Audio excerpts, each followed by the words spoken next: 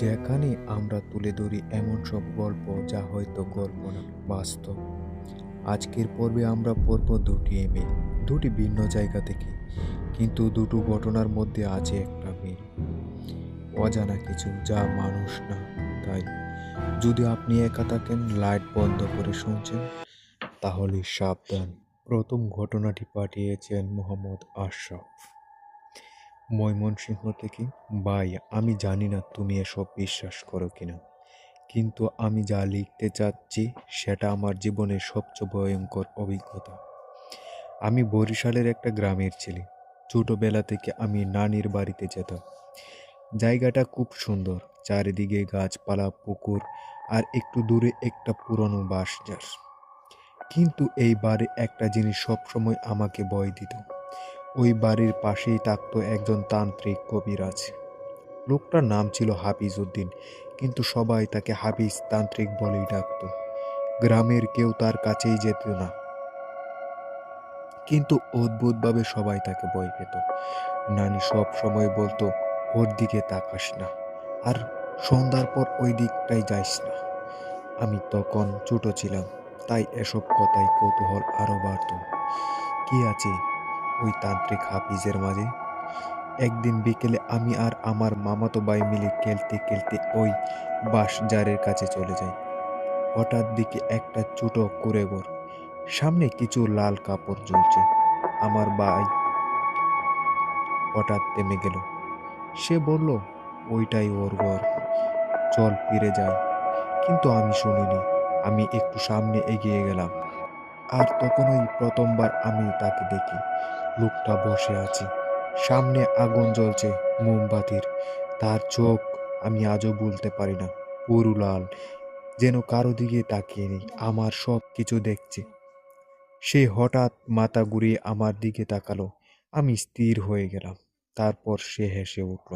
সেই হাসি আজও রাতে ঘুমাতে গেলে কানে বাজে। সেদিন রাতে আমি খুব অদ্ভুত একটা স্বপ্ন দেখি। আমি দেখি আমি এই কুঁড়েঘরের সামনে দাঁড়িয়ে আছি, আর ভেতর থেকে কেউ ডাকছে, এসো, এসো। আমি ভেতরে ঢুকতেই দেখি মাটির উপর কিছু আঁকা লাল রং দিয়ে, মাঝখানে একটা কালো পাথর, আর চারদিকে পাখির পালক।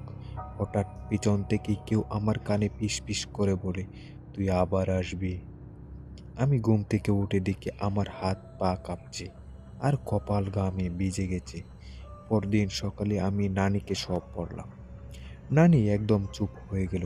তারপর ধীরে ধীরে বলল, তুই ওই জায়গায় গেছিলি? আমি বলতেই নানির মুখ সাদা হয়ে গেল। সে আমাকে একটা তাবিজ পরিয়ে দিল, বলল, এটা কখনো খুলবি না।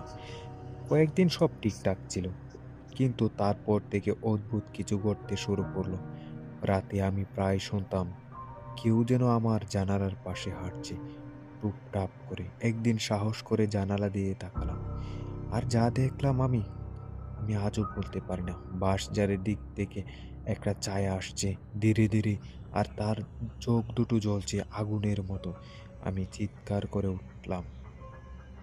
বাড়ির সবাই দৌড়ে আসে, কিন্তু বাইরে কিছুই পাওয়া যায়নি। সবাই বলল আমি নাকি স্বপ্নে দেখেছি, কিন্তু আমি জানতাম ওইটা স্বপ্ন না। এরপর ঘটনাটা আমার জীবন পাল্টে দেয়। এক রাতে হঠাৎ ঘুম ভেঙে যায়। আমি দেখি আমার দরজা একটু খোলা, আর বাইরে কেউ দাঁড়িয়ে আছে। আমি ভেবেছিলাম মামা। আমি ডাক দিলাম, মামা। দেখি মামা নেই। আমি আবার বললাম, কে ওখানে? কোনো উত্তর নেই। আমি ধীরে ধীরে দরজার দিকে এগিয়ে গেলাম, আর তখনই আমি দেখলাম ওই তান্ত্রিক হাফিজ কবিরাজ সেই দরজার সামনে দাঁড়িয়ে, কিন্তু তার পা মাটিতে ছোঁয়া না। সে আস্তে আস্তে বলল, তোকে তো বলেছিলাম আবার আসবি। আমি চিৎকার করে অজ্ঞান হয়ে যাই। পরদিন সকালে দেখি আমি বিছানায়, নানি আমার পাশে বসে কাঁদছে। সে বলল, ও তোর পিছু নিয়েছে। সেদিন আমাকে শহরে পাঠিয়ে দেওয়া হয়, কিন্তু এখানেই শেষ না। আজ এত বছর পরেও আমি মাঝে মাঝে রাতে ঘুম থেকে উঠে দেখি আমার দরজাটা একটু খোলা, আর দাঁড়িয়ে আছে হাফিজ তান্ত্রিক। আর দূরে কেউ দাঁড়িয়ে আছে, তার চোখ দুটো জ্বলছে।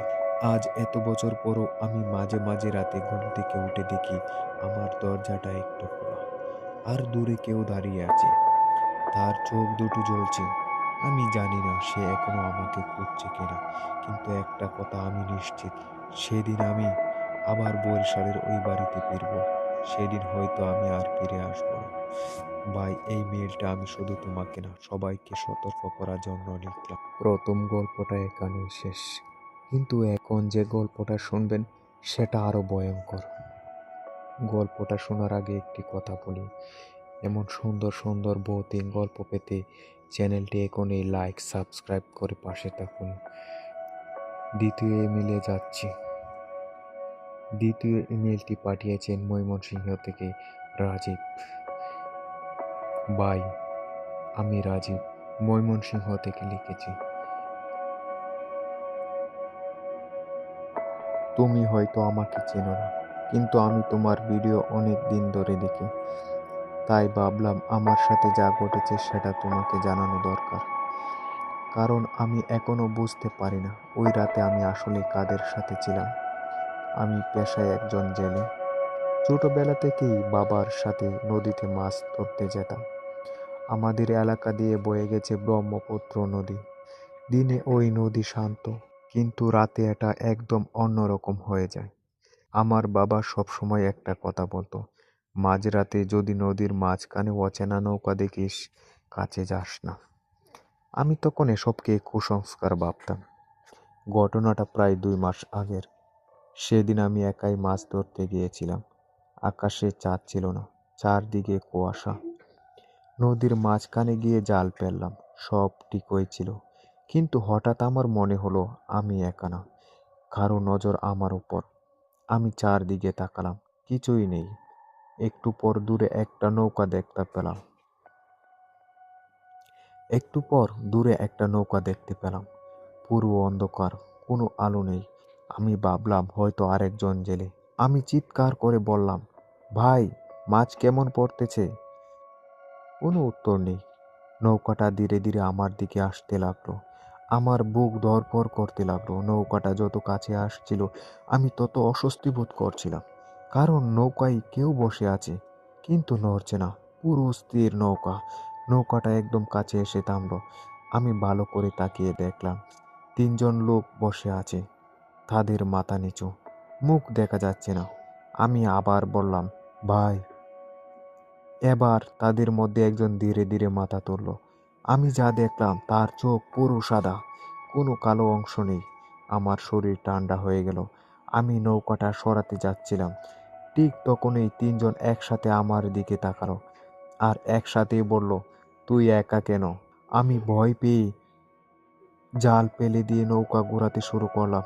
কিন্তু অদ্ভুত ব্যাপার, আমার নৌকা যেন চলছে না, যেন কেউ ধরে রেখেছে। হঠাৎ আমি টের পেলাম আমার নৌকার পেছনে কেউ হাত দিয়েছে।